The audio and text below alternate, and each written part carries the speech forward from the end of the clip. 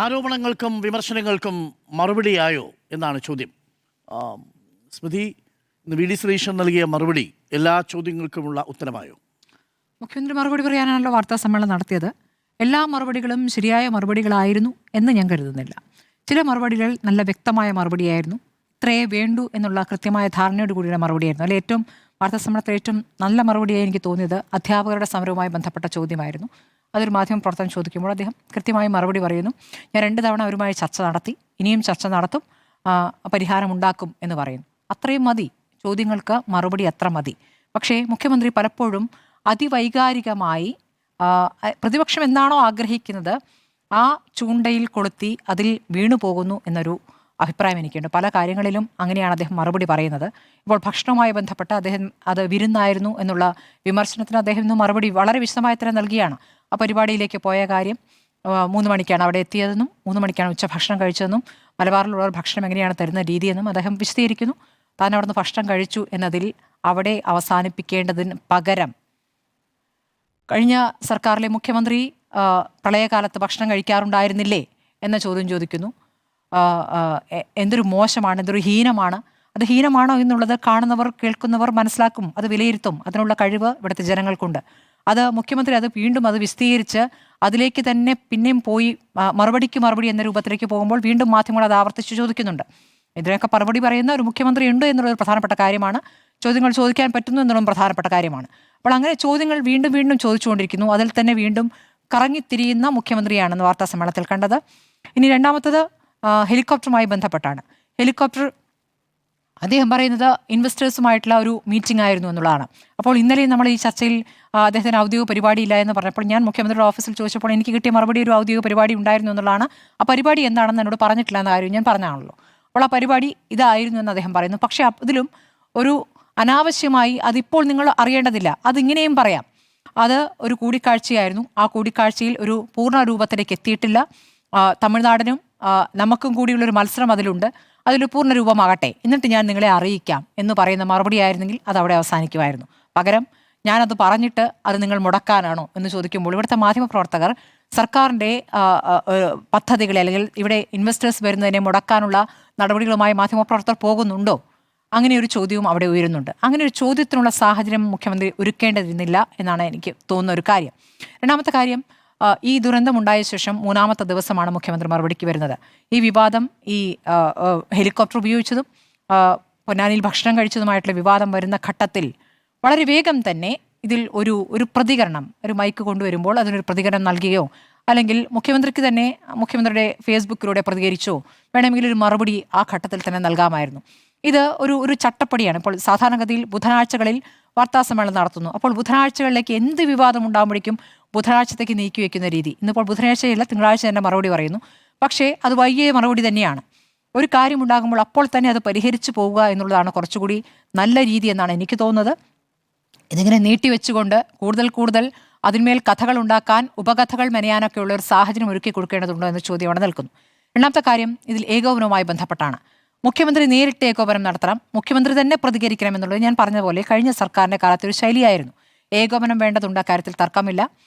ഒരു കേന്ദ്രത്തിൽ നിന്നും ചുറ്റുമുള്ളവർക്ക് ഒരേ രൂപത്തിലുള്ള മറുപടികളും ഒരേ തരത്തിലുള്ള വിശദീകരണവുമാണ് നൽകേണ്ടത്. പക്ഷേ ദൗർഭാഗ്യവശാൽ ഈ ദുരന്തത്തിൽ അങ്ങനെയല്ല. ഈ മരണക്കണക്കായാലും ദുരന്തമുണ്ടായതിൻ്റെ കണക്കായാലും ഓറഞ്ച് അലേർട്ടിൻ്റെ കണക്കായാലും ഒക്കെ പല ജില്ലകളിൽ നിന്നും ഈ ക്യാമ്പുകളിലെത്തുന്നവരുടെ എണ്ണത്തിലൊക്കെ ആയിട്ട് വ്യത്യസ്തമായ പ്രതികരണങ്ങൾ മന്ത്രിമാരിൽ നിന്നും മുഖ്യമന്ത്രിയുടെ ഓഫീസിൽ നിന്നും മുഖ്യമന്ത്രിയുടെ ഫേസ്ബുക്ക് പോസ്റ്റിലും വ്യത്യസ്തമായ പ്രതികരണങ്ങളാണ് വന്നത്. അതിനൊരു ഏക സ്വഭാവം ഉണ്ടാകേണ്ടതുണ്ട്. അപ്പോൾ ഈ ക്രൈസിസ് കമ്മ്യൂണിക്കേഷനിൽ ഒരു വീഴ്ച പറ്റിയിട്ടുണ്ട് എന്നുള്ളത് തന്നെയാണ് എൻ്റെ അഭിപ്രായം. ആ കമ്മ്യൂണിക്കേഷൻ ഒറ്റ രൂപത്തിലായിരിക്കണം. അത് കഴിഞ്ഞ സർക്കാരിൻ്റെ കാലത്ത് പിണറായി വിജയൻ മാത്രം മറുപടി പറഞ്ഞാൽ മതിയെന്നും കോവിഡ് കാലത്ത് ആരോഗ്യമന്ത്രി വളരെ ഭംഗിയായി തന്നെ നൽകിക്കൊണ്ടിരുന്ന വാർത്താ സമ്മേളനത്തിൽ ആരോഗ്യമന്ത്രിയെ പൂർണ്ണമായി ഒഴിവാക്കിക്കൊണ്ട് പിണറായി വിജയൻ തന്നെ അത് ഏറ്റെടുക്കുകയും പിണറായി വിജയൻ മാത്രം പറഞ്ഞാൽ മതി എന്ന രൂപത്തിലാവുന്ന എന്ന ശൈലിയോട് എനിക്ക് യോജിപ്പില്ല. മുഖ്യമന്ത്രിയാണ് നേതൃത്വം നൽകേണ്ടത്. ഉറപ്പായിട്ടും അദ്ദേഹം തന്നെയാണ് അതിൽ നേതൃത്വം നൽകേണ്ടത്. മറ്റു മന്ത്രിമാർക്കും ചുമതലകൾ നൽകിയിരിക്കുന്നു. നമുക്കിപ്പോൾ ഈ സർക്കാരിൻ്റെ കാലത്ത് ഈ ദുരന്തവുമായി ബന്ധപ്പെട്ട വിശദീകരണങ്ങൾ നമ്മൾ മന്ത്രി PC വിശ്വനാഥിൽ നിന്നും AP അനിൽകുമാറിൽ നിന്നും ഒക്കെ അതത് ജില്ലകളുമായി ബന്ധപ്പെട്ട കൃത്യമായി നമുക്ക് ലഭിക്കുന്നുണ്ട്. അപ്പോൾ എല്ലാ മന്ത്രിമാർക്കും ആ ചുമതലയും ആ അധികാരവും അത് നടപ്പാക്കാനുള്ള കഴിവുമുണ്ട്. അവരത് നടത്തിക്കൊണ്ടിരിക്കുന്നു. ഇപ്പോൾ ദുരന്തത്തിന് ഇത്ര ദിവസമേ ആയിട്ടുള്ളൂ. വലിയ രൂപത്തിൽ വലിയ വീഴ്ചകളുടെ ഒരു തുടർച്ചയുണ്ടായി എന്ന രൂപത്തിലൊന്നും ഞാൻ അതിനെ കാണുന്നില്ല. പക്ഷേ മുഖ്യമന്ത്രി ഇന്ന് വിശദീകരിച്ചാലും അത് പറഞ്ഞതുപോലെ ഈ അലേർട്ട് ലഭിക്കാൻ വൈകി എന്ന് പറയുന്നതിലും ചില പാളിച്ചകളുണ്ട്. അലേർട്ട് 31-ാം തീയതി ഉച്ചയ്ക്ക് 3 മണിക്ക് ആ വാർത്താക്കുറിപ്പ് കേന്ദ്ര കാലാവസ്ഥാ നിരീക്ഷണ കേന്ദ്രത്തിന്റെ ഭാഗത്ത് വന്നിട്ടുണ്ട്. ആ വാർത്താക്കുറിപ്പ് ഇതിനകം പുറത്തു വന്നിട്ടുണ്ട്. അപ്പോൾ അതെന്തുകൊണ്ട് മുഖ്യമന്ത്രിയിലേക്ക് എത്തുന്നില്ല, അല്ലെങ്കിൽ മുഖ്യമന്ത്രി അത് പരിശോധിക്കുന്നില്ല? പരിശോധിച്ചിട്ട് വേണ്ടിയിരുന്നു ഇന്നത്തെ വാർത്താ സമ്മേളനത്തിൽ അത് വിശദീകരിക്കാൻ. അപ്പോൾ ഇത് ഈ പരസ്പര വിരുദ്ധമായി പോകുന്ന ഒരു പ്രശ്നം അവിടെ നിൽക്കുന്നു എന്നുള്ളതാണ്. അതിലപ്പുറം ഇതിപ്പോൾ ഭക്ഷണവുമായി ബന്ധപ്പെട്ടൊക്കെ പ്രതിപക്ഷ ആരോപണം ഭക്ഷണം എന്നതിൽ നിന്ന് വിട്ടുകഴിഞ്ഞു. ഭക്ഷണം എല്ലാ പ്രശ്നം എന്ന് പറയുന്നു. അങ്ങനെ ഒരു പരിപാടിക്ക് പോകാമായിരുന്നു. ഞാൻ പറഞ്ഞല്ലോ, ഇന്നലെ ഔചിത്യക്കുറവ് എനിക്ക് തോന്നിയത് ഈ ജ്വല്ലറി ഉദ്ഘാടനം പരിപാടിക്ക് അദ്ദേഹം പോകേണ്ടിയിരുന്നു എന്നുള്ളതാണ്. ഇങ്ങനെ ഔചിത്യമില്ലാത്ത സംഭവങ്ങൾ, ഔചിത്യക്കുറവോടുകൂടിയുള്ള സംഭവങ്ങൾ ഇതിനു മുമ്പ് നമ്മൾ കണ്ടിട്ടുണ്ട്. ഇപ്പോൾ റൂം ഫോർ റിവർ എന്നൊരു വലിയ പ്രോജക്റ്റ്, അത് കഴിഞ്ഞ സർക്കാരിൻ്റെ കാലത്ത്, പിണറായി വിജയൻ സർക്കാരിൻ്റെ കാലത്ത് നെതർലാൻഡ്സിൽ പോയിക്കൊണ്ടാണ് അങ്ങനെ ഒരു പദ്ധതി ആലോചിച്ചിരുന്നത്. ആ പദ്ധതി എന്തായിരുന്നു? ഈ വെള്ളപ്പൊക്കം ഒഴിവാക്കുക. അതായത് ഇപ്പോൾ നമ്മൾ അനുഭവിച്ചുകൊണ്ടിരിക്കുന്ന ഈ പ്രശ്നം, മഴ പെയ്ത് മഴ നിന്ന് പോയിഞ്ഞാലും വിവിധ ഇടങ്ങളിൽ നിന്ന് വെള്ളം ഒഴുകി പോകാത്ത പ്രശ്നം, അതിനുള്ള പരിഹാരം എന്ന നിലയ്ക്കാണ് റൂം ഫോർ ദ റിവർ പ്രഖ്യാപിച്ചത്. പ്രഖ്യാപിച്ചുകൊണ്ട് എന്താണ് കേരളത്തിൽ വെള്ളപ്പൊക്കം ഉണ്ടായ റൂം ഫോർ റിവർ പ്രഖ്യാപനം, ആ പ്രഖ്യാപനവുമായി ബന്ധപ്പെട്ട് വെള്ളപ്പൊക്കം തടയാൻ 3 വർഷം മുമ്പ് മുഖ്യമന്ത്രി പ്രഖ്യാപിച്ചു. ആ പദ്ധതിയുമായി ബന്ധപ്പെട്ട് അദ്ദേഹം നെതർലാൻഡ്സിലേക്ക് പോകുന്നു. അതിൽ ആദ്യ ഗഡുവായി 81.42 ലക്ഷം നൽകി, തുക നൽകി അന്നത്തെ ചീഫ് സെക്രട്ടറി ടോം ജോസഫും ഇന്ത്യൻ അംബാസിഡർ വേണു രാജാമണി, വിശ്വാസ് മേത്തയും ഒക്കെ അടങ്ങിയ സംഘം മുഖ്യമന്ത്രിയുടെ നേതൃത്വത്തിൽ നെതർലാൻഡ്സ് സന്ദർശിച്ചു. പദ്ധതി വിലയിരുത്തി. യാത്രയ്ക്ക് മാത്രമായി 20,85,000 രൂപ ചെലവായി. മടങ്ങി എത്തിയ ശേഷം ആ പ്രഖ്യാപനം നടത്തി. അതെവിടെയും നടന്നില്ല, അത് നടപ്പായില്ല എന്നുള്ള കാര്യം നമ്മുടെ മുന്നിലുണ്ട്. അപ്പോൾ പ്രളയജലം വീടുകളിലേക്ക് ഒഴുകി പോകാതിരിക്കാനുള്ള പദ്ധതിയായിട്ടാണ് ഇതിനെ പ്രഖ്യാപിച്ചത്. പിന്നീട് അത് ട്രോളുകളായി വീടുകളിൽ വെള്ളം നിറയുന്നതിനെ റൂം ഫോർ റിവർ എന്ന രൂപത്തിൽ പരിഹസിക്കുന്നത് നമ്മൾ കണ്ടിട്ടുണ്ട്. അപ്പോൾ ഇതൊക്കെ ഓരോരോ കാലത്ത് സംഭവിക്കുന്ന ഔചിത്യക്കുറവിന്റെ സംഭവങ്ങളാണ്. അത് പല രൂപത്തിൽ സംഭവിക്കുന്നു. ആ പദ്ധതി നടപ്പായിട്ടില്ല എന്നുള്ള കാര്യവും, ആ പദ്ധതിക്ക് ആ പണം ചെലവാക്കിയത് വെറുതെ ആയി എന്നുള്ളതും നമുക്ക് കണക്കുകളടക്കമുള്ള പദ്ധതി പാഴായി എന്ന് പറയുന്നത് ഔചിത്യക്കുറവെന്ന് പറഞ്ഞാൽ, ഇപ്പം മുഖ്യമന്ത്രി റെഡ് അലർട്ട് പ്രഖ്യാപിച്ച ഒരു സ്ഥലത്തേക്ക് ഈ പരിവാരങ്ങളുമായി, ദുരന്ത നിവാരണം ഏകോപിപ്പിക്കേണ്ട പരിവാരങ്ങളുമായി പോയി ഭക്ഷണം കഴിക്കലും സ്വകാര്യ പരിപാടിയിൽ പങ്കെടുക്കുന്നതാണോ ഔചിത്യത്തിന്റെ പ്രശ്നം? റൂം ഫോർ റിവർ എന്ന് പറയുന്ന ലക്ഷ്യ പദ്ധതിയെക്കുറിച്ച് ഞാൻ പറഞ്ഞു കഴിഞ്ഞു. മുഖ്യമന്ത്രി ഭക്ഷണം കഴിക്കാൻ പോയതായിരുന്നില്ല. ആ പരിപാടിയുമായി ബന്ധപ്പെട്ട് എനിക്കുള്ള അഭിപ്രായ വ്യത്യാസം ഞാൻ പറഞ്ഞു കഴിഞ്ഞതാണ്. ഞാനത് തന്നെ ആവർത്തിക്കാൻ ആഗ്രഹിക്കുന്നില്ല. അങ്ങ് ഇപ്പോൾ വി ഡി സതീശനെ കുഴപ്പത്തിലാക്കി മാധ്യമങ്ങൾ അല്ലെങ്കിൽ പ്രതിപക്ഷം എന്ന് പറയുന്നത് പോലെ ആ രൂപത്തിലേക്ക് എൻ്റെ അടുത്ത് ചോദ്യം ചോദിക്കേണ്ട കാര്യമില്ല. ഞാൻ ചോദ്യമല്ല, ഞാൻ ഇതിനകത്ത് എൻ്റെ അഭിപ്രായമാണ് പറയുന്നത്. റൂം ഫോർ റിവർ പദ്ധതി എന്നുള്ളത് നടപ്പാകാനുള്ള കൃത്യമായ പഠനം നടത്താതെയാണ് ആ പദ്ധതിയുമായി മുന്നോട്ട് പോയത്. വെറുതെ പണം ചെലവാക്കി അവിടെ പോയി അതുമായി ബന്ധപ്പെട്ട് ഇത്രയും തുക ചെലവാക്കി, യാത്രയ്ക്ക് തന്നെ ചെലവാക്കി, ഒരു സംഘമായി പോയി തിരിച്ചു വന്നു.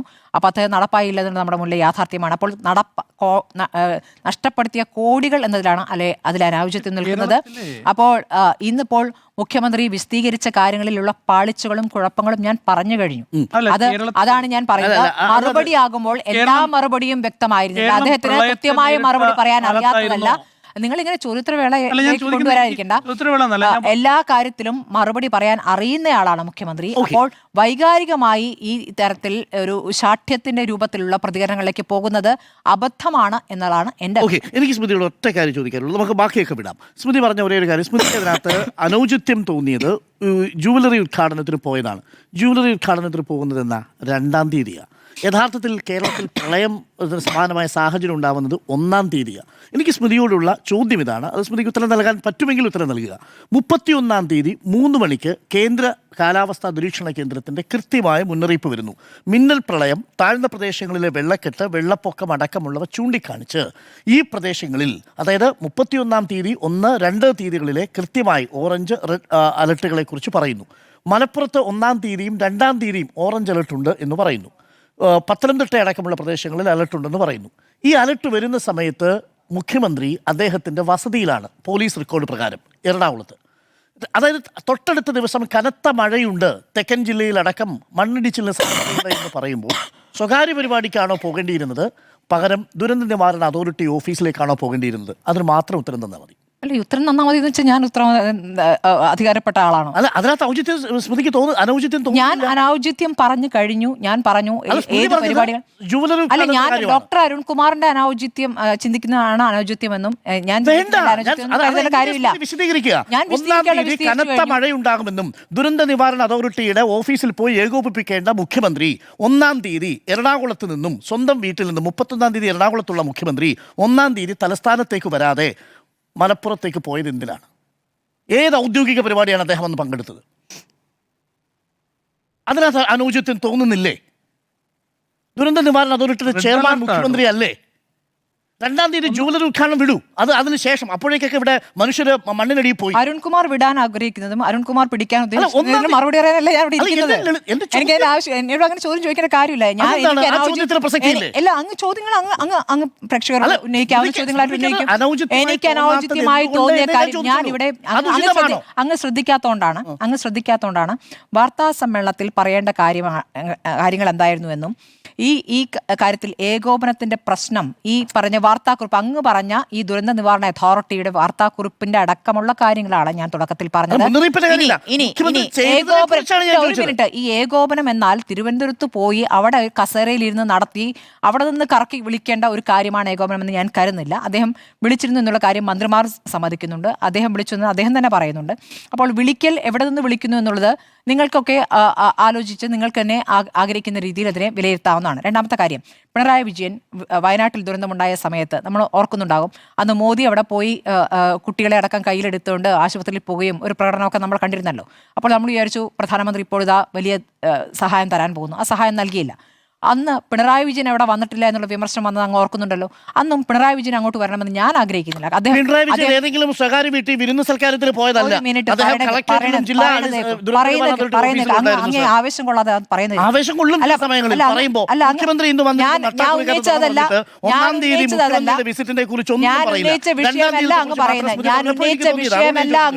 ഞാൻ ഉന്നയിച്ച വിഷയമല്ല അങ്ങ് പറയുന്നത്. ഞാൻ വിസിറ്റ് പോയതിനെ കുറിച്ച് ഒന്നല്ല പറയുന്നത്. ഞാൻ ഇത്രേ പറയുന്നുള്ളൂ. പിണറായി വിജയൻ അന്ന് അവിടെ പോയി ആ ദുരന്ത മുഖത്ത് ആ പറയുന്ന സ്ഥലങ്ങളിലൊക്കെ പോയി ചുറ്റി നിന്ന് കാണണമായിരുന്നു എന്ന അഭിപ്രായം എനിക്കില്ലായിരുന്നു എന്നാണ് ഞാൻ പറഞ്ഞത്.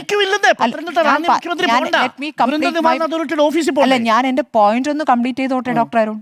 അങ്ങ് അത്ര ആവശ്യമൊക്കെ കൊണ്ടുള്ളൂ പിണറായി വിജയന് വേണ്ടി. എനിക്കത് പ്രശ്നമല്ല. വളരെ വളരെ മോശമായ ഒരു പ്രയോഗമാണ് ഇപ്പൊ നടത്തിയത്.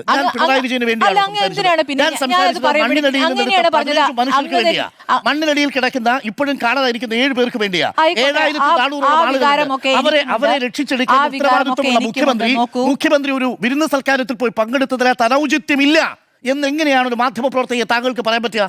തോന്നിവാസം പറയരുത്. എങ്ങനെ തോന്നിവാസം പറയരുത്? ഞാൻ അങ്ങനെ വാചകം പറഞ്ഞിട്ട് ഞാൻ പറഞ്ഞ വാചകം അങ്ങ് എടുത്ത് പറയൂ. ഞാനൊരു വാചകം പറഞ്ഞിട്ട് അങ്ങ് പറയൂ. ഇല്ല, അരുൺകുമാർ ഞാൻ അങ്ങനെ ഒരു വാചകം പറഞ്ഞിട്ടുണ്ടെങ്കിൽ പറയാം. അല്ലാതെ ഞാൻ പറഞ്ഞു എന്ന് പറയരുത്. ഞാൻ പറയാത്ത വാചകം എന്റെ വായിൽ തിരികണ്ട. ഞാൻ പറയാത്ത വാചകം ഇല്ല. അരുൺകുമാർ പറയുന്ന വാചകം എടുത്ത് പറയാനല്ല സ്മൃതി പരുത്തിക്കാട് ഇവിടെ ഇരിക്കുന്നത്. സ്മൃതി പരുത്തിക്കാരന്റെ അഭിപ്രായമുണ്ട്. അങ്ങ് നടുക്കിരുന്ന് അഭിപ്രായങ്ങൾ തേടാം. അഭിപ്രായം എനിക്ക് പറയാനുള്ളത് ഞാൻ പറയാം. അതായത് അരുൺകുമാറിന്റെ അഭിപ്രായം സ്മൃതിയുടെ വായിൽ തിരികിട്ട് സ്മൃതിയുടെ വായിൽ നിന്ന് വരേണ്ട ആവശ്യമില്ല. എനിക്ക് പറയാൻ കഴിയുമോ? എനിക്ക് പറയാൻ നിങ്ങളുടെ ആരുടെയും ചീട്ട് വേണ്ട അരുൺകുമാർ. എനിക്ക് പറയാൻ നിങ്ങളുടെ ചീട്ട് വേണ്ട അരുൺകുമാർ. എനിക്ക് നിങ്ങളുടെ ചീട്ട് വേണ്ട. എനിക്ക് നിങ്ങളുടെ ചീട്ട് വേണ്ട. എനിക്ക് നിങ്ങളുടെ ചീട്ട് വേണ്ട. അനൗചിത്യമായി എനിക്ക് നിങ്ങളുടെ ചീട്ട് വേണ്ട. എനിക്ക് നിങ്ങളുടെ ചീട്ട് വേണ്ട.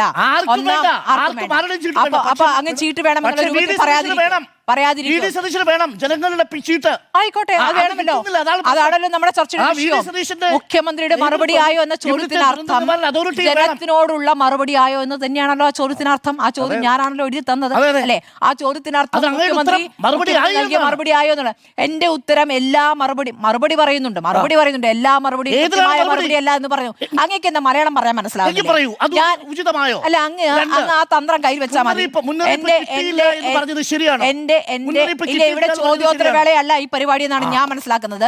ഈ ചോദ്യോത്തര വേളയൊന്നും വേണ്ട. എനിക്ക് പറയാനുള്ള അഭിപ്രായം ഞാൻ തുടക്കം മുതൽ പറഞ്ഞിട്ടുണ്ട്. ഞാൻ പറഞ്ഞു ഈ വാർത്താ സമ്മേളനത്തിൽ ആകെ മുഖ്യമന്ത്രി നൽകിയ ഏറ്റവും മാന്യമായ മറുപടി എന്നുള്ളത് അധ്യാപകരുടെ സമരവുമായി ബന്ധപ്പെട്ട ചോദ്യോത്തര മറുപടി അത് മാത്രമായിരുന്നു.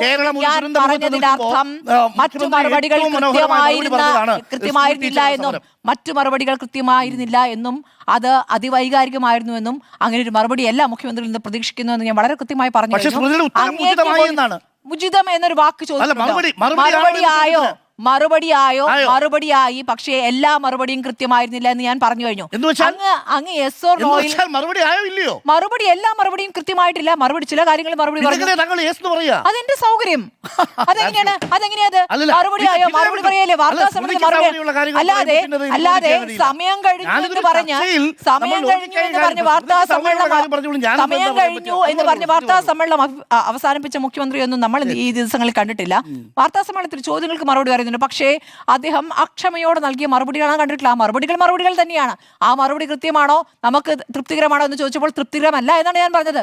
തൃപ്തികരമായ മറുപടി എന്നത് ഒന്നിൽ മാത്രമായിരുന്നു എന്ന് ഞാൻ പറഞ്ഞു കഴിഞ്ഞു. അപ്പോൾ മറുപടിയായോ ചോദിച്ചൊരു മറുപടികൾ പറഞ്ഞിട്ടുണ്ട്. എല്ലാ മറുപടിയും കൃത്യമായിരുന്നില്ല എന്ന അഭിപ്രായം തന്നെയാണ് ഞാൻ പറഞ്ഞിട്ടുള്ളത്.